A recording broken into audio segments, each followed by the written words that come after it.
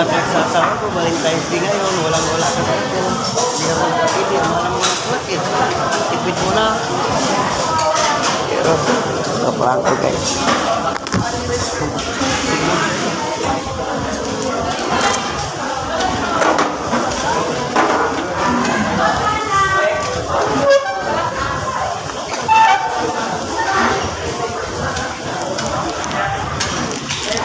Happy Valentine's Day, mahal po.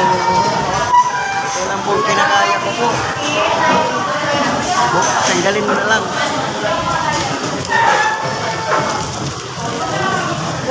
Ano masasabi? Thank you. Thank you.